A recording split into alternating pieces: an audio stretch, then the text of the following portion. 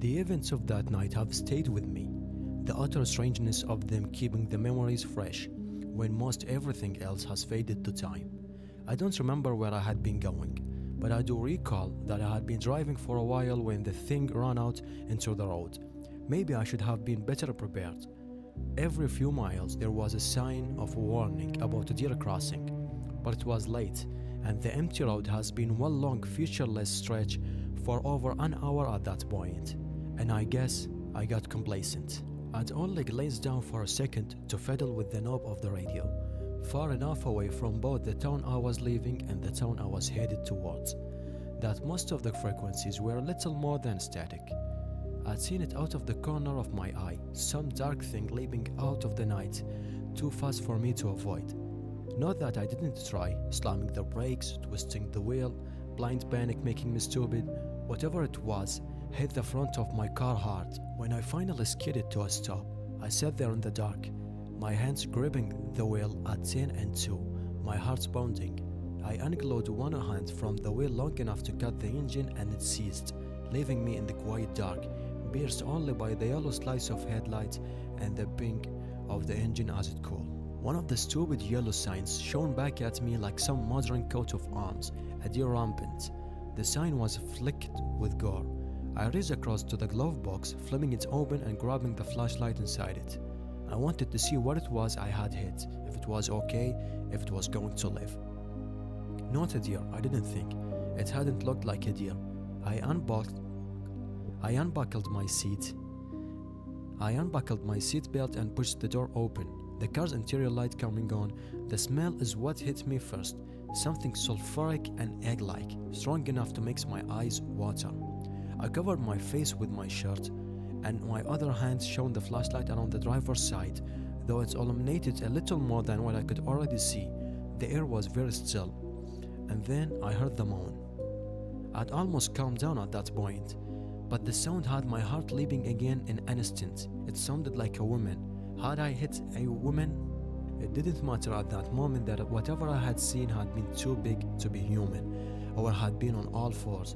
If I'd hit a person, I didn't want to finish that thought.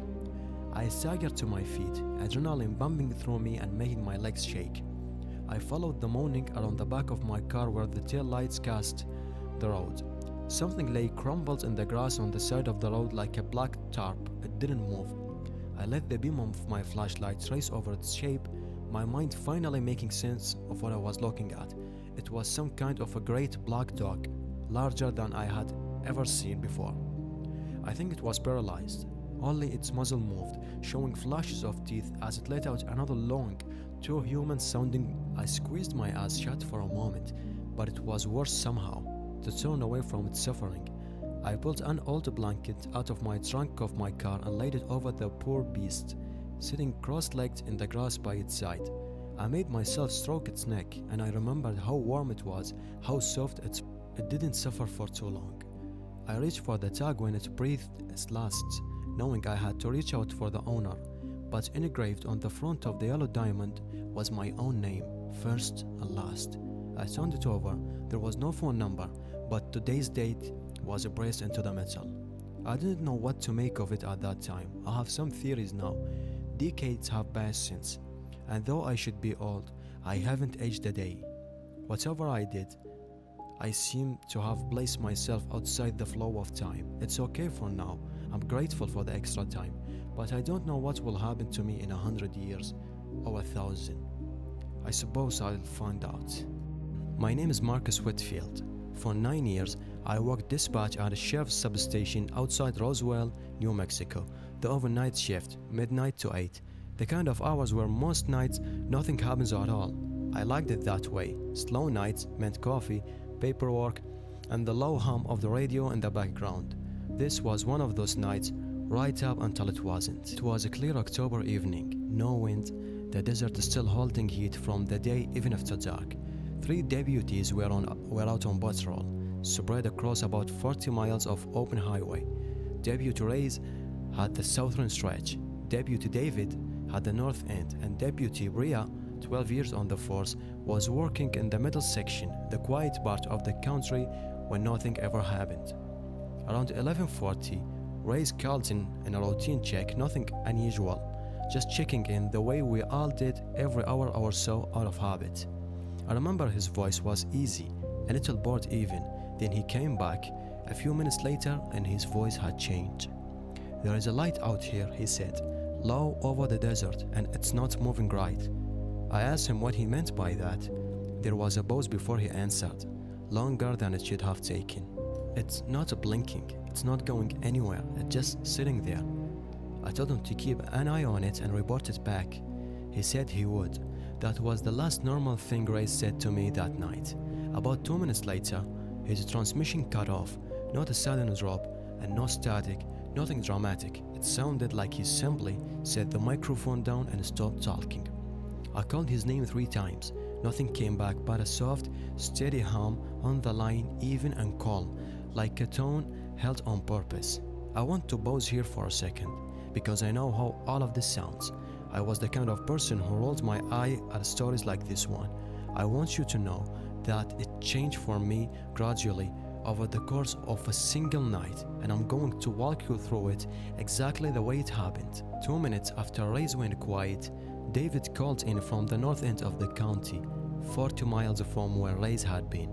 He described the same thing, a light, low, not moving the way a light should have moved. Then his voice stopped too, in the same gentle, unhurried way, like someone had reached over and turned the volume down on him personally. That was when I checked the radar feed we shared with the regional airport. In a 50-mile radius, every aircraft return on the screen had disappeared except one. That one sat perfectly still, directly over the stretch of a highway between my 2 silent deputies, holding position in a way nothing with an engine holds position. Bria was the closest to it, about 6 miles out.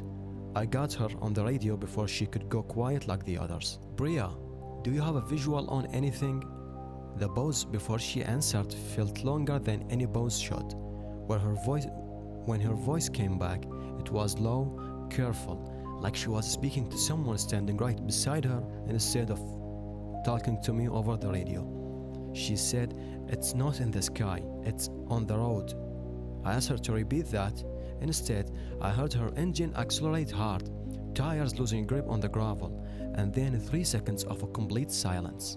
No static, nothing at all, the kind of quiet that sounds like the air itself has been switched off. I sent every unit we had left toward her position. While we waited, something happened inside the substation that I still think about more than anything that happened out on that road. Every radio in the building, dispatch, the break room, even a little AM set one of the deputies kept for ball games turned on itself within the same second. Different channels, different frequencies, and every single one of them playing the exact same thing. A calm voice repeating a string of numbers that didn't match any coordinate format we used, evenly spaced over and over, and underneath it, so quiet you had to hold your breath to hear it. 3 soft taps, a pause, 3 more. I've asked the radio technicians since that night how a signal reaches unconnected receivers on different frequencies at the same volume in the same second. Every one of them has told me honestly it shouldn't be possible. Backup reached Bria Cruiser 11 minutes later. Engine still running, doors open, radio still playing that same loop of numbers into an empty seat. There was no sign of her anywhere along the road or the scrap around it. What they found, sitting in the middle of the highway, was a circle burnt into asphalt, about 20 feet wide, smooth and dark, like something had rested there long enough to press its heat straight down into the road. Ray's and David were found within an hour, both sitting in their cruisers right where they stopped, both conscious, both unable to account for close to 40 minutes each. Ray's kept saying the same thing to everyone who asked him what happened. He said, "I answered the question. I don't remember what it was, but I answered it." Bria walked out of the desert on her own almost 2 hours after she went quiet. 4 miles from her cruiser, moving in a direction that led away from town instead of toward it. She wasn't hurt. Her uniform wasn't torn, but she was carrying her radio handset in her hand, the same one that had been sitting inside her cruiser the entire time she was missing. And when it was checked, the battery was still in place, still working, and somehow still warm. She never gave a full account of those 2 hours, not that night, not in the official report, not even years later when I asked her privately. All she ever said every time was the same 6 words: "They already knew my name." I never found out what those numbers meant, or what was resting in that circle on the road. Our whereabouts actually went during these 2 hours. Some nights, walking that same desk, I still hear 3 soft taps come through the static before I even touch the dial. And for a second, I just sit there and listen, waiting to see if it happens again. If this story kept you company tonight, let me know in the comments what you think that scored circle really was. And if you got a story of your own like this one, I'd like to hear it. I'll be back soon with another account, so get some rest and I'll see you next time.